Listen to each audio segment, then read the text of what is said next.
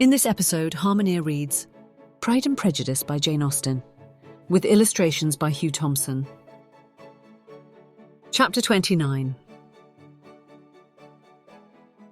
Mr. Collins's triumph, in consequence of this invitation, was complete. The power of displaying the grandeur of his patroness to his wondering visitors, and of letting them see her civility towards himself and his wife, was exactly what he had wished for. And that an opportunity of doing it should be given so soon was such an instance of Lady Catherine's condescension as he knew not how to admire enough. "I confess," said he, "that I should not have been at all surprised by her ladyship's asking us on Sunday to drink tea and spend the evening at Rosings. I rather expected, from my knowledge of her affability, that it would happen. But who could have foreseen such an attention as this? Who could have imagined that we should receive an invitation to dine there, an invitation, moreover, including the whole party, so immediately after your arrival?" "I am the less surprised at what has happened," replied Sir William, "from that knowledge of what the manners of the great really are, which my situation in life has allowed me to acquire. About the court, such instances of elegant breeding are not uncommon." Scarcely anything was talked of the whole day or next morning but their visit to Rosings.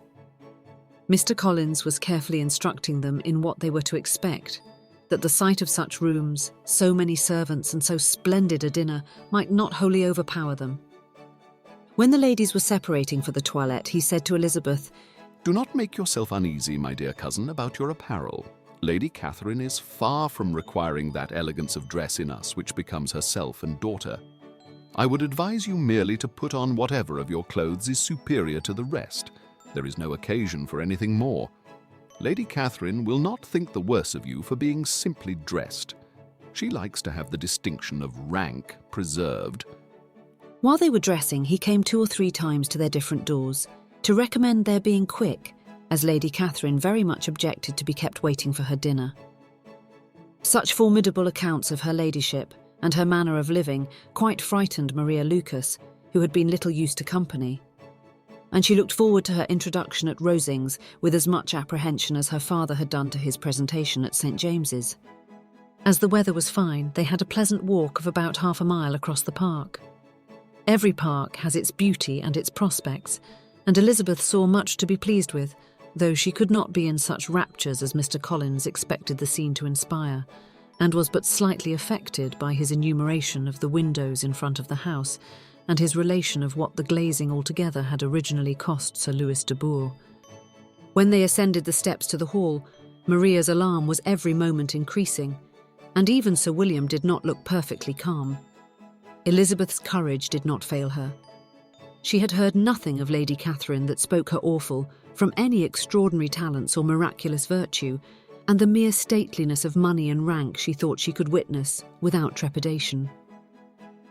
From the entrance hall, of which Mr. Collins pointed out with a rapturous air the fine proportion and finished ornaments, they followed the servants through an antechamber to the room where Lady Catherine, her daughter and Mrs. Jenkinson were sitting.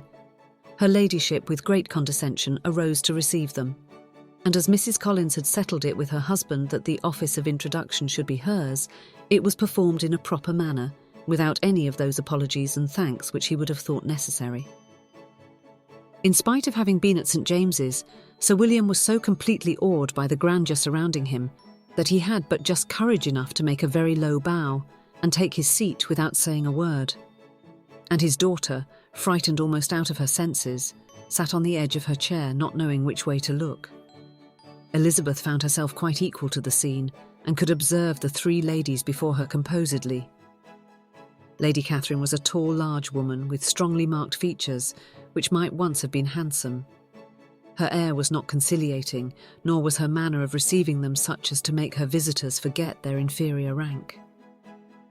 She was not rendered formidable by silence, but whatever she said was spoken in so authoritative a tone as marked her self-importance, and brought Mr. Wickham immediately to Elizabeth's mind, and from the observation of the day altogether, she believed Lady Catherine to be exactly what he had represented. When, after examining the mother, in whose countenance and deportment she soon found some resemblance of Mr. Darcy, she turned her eyes on the daughter. She could almost have joined in Maria's astonishment at her being so thin and so small. There was neither in figure nor face any likeness between the ladies. Miss de Bourgh was pale and sickly. Her features, though not plain, were insignificant, and she spoke very little, except in a low voice, to Mrs. Jenkinson, in whose appearance there was nothing remarkable, and who was entirely engaged in listening to what she said, and placing a screen in the proper direction before her eyes. After sitting a few minutes, they were all sent to one of the windows to admire the view, Mr. Collins attending them to point out its beauties, and Lady Catherine kindly informing them that it was much better worth looking at in the summer. The dinner was exceedingly handsome, and there were all the servants and all the articles of plate which Mr. Collins had promised, and as he had likewise foretold, he took his seat at the bottom of the table, by her ladyship's desire, and looked as if he felt that life could furnish nothing greater. He carved and ate and praised with delighted alacrity, and every dish was commended first by him and then by Sir William, who was now enough recovered to echo whatever his son-in-law said in a manner which Elizabeth wondered Lady Catherine could bear. But Lady Catherine seemed gratified by their excessive admiration and gave most gracious smiles, especially when any dish on the table proved a novelty to them. The party did not supply much conversation. Elizabeth was ready to speak whenever there was an opening, but she was seated between Charlotte and Miss de Bourgh, the former of whom was engaged in listening to Lady Catherine, and the latter said not a word to her all the dinner time. Mrs. Jenkinson was chiefly employed in watching how little Miss de Bourgh ate, pressing her to try some other dish and fearing she was indisposed. Maria thought speaking out of the question, and the gentlemen did nothing but eat and admire. When the ladies returned to the drawing-room, there was little to be done but to hear Lady Catherine talk, which she did without any intermission till coffee came in, delivering her opinion on every subject in so decisive a manner as proved that she was not used to have her judgment controverted. She inquired into Charlotte's domestic concerns familiarly and minutely, and gave her a great deal of advice as to the management of them all, told her how everything ought to be regulated in so small a family as hers, and instructed her as to the care of her cows and her poultry. Elizabeth found that nothing was beneath this great lady's attention which could furnish her with an occasion for dictating to others. In the intervals of her discourse with Mrs. Collins, she addressed a variety of questions to Maria and Elizabeth, but especially to the latter, of whose connections she knew the least, and who, she observed to Mrs. Collins, was a very genteel, pretty kind of girl. She asked her at different times how many sisters she had, whether they were older or younger than herself, whether any of them were likely to be married, whether they were handsome, where they had been educated, what carriage her father kept, and what had been her mother's maiden name. Elizabeth felt all the impertinence of her questions, but answered them very composedly. Lady Catherine then observed, "Your father's estate is entailed on Mr. Collins, I think. For your sake," turning to Charlotte, "I'm glad of it, but otherwise I see no occasion for entailing estates from the female line. It was not thought necessary in Sir Louis de Bourgh's family. Do you play and sing, Miss Bennet?" A little. "Oh, then, some time or other we shall be happy to hear you. Our instrument is a capital one, probably superior to... You shall try it some day. Do your sisters play and sing?" One of them does. "Why did not you all learn? You ought all to have learned. The Miss Webbs all play, and their father has not so good an income as yours. Do you draw?" No, not at all. "What, none of you?" Not one. "That is very strange, but I suppose you had no opportunity. Your mother should have taken you to town every spring for the benefit of masters." My mother would have no objection, but my father hates London. "Has your governess left you?" We never had any governess. "No governess? How was that possible? 5 daughters brought up at home without a governess? I never heard of such a thing. Your mother must have been quite a slave to your education." Elizabeth could hardly help smiling, as she assured her that had not been the case. "Then who taught you? Who attended to you? Without a governess, you must have been neglected." Compared with some families, I believe we were. But such of us as wished to learn never wanted the means. We were always encouraged to read and had all the masters that were necessary. Those who chose to be idle certainly might. "Aye, no doubt. But that is what a governess will prevent. And if I had known your mother, I should have advised her most strenuously to engage one. I always say that nothing is to be done in education without steady and regular instruction, and nobody but a governess can give it.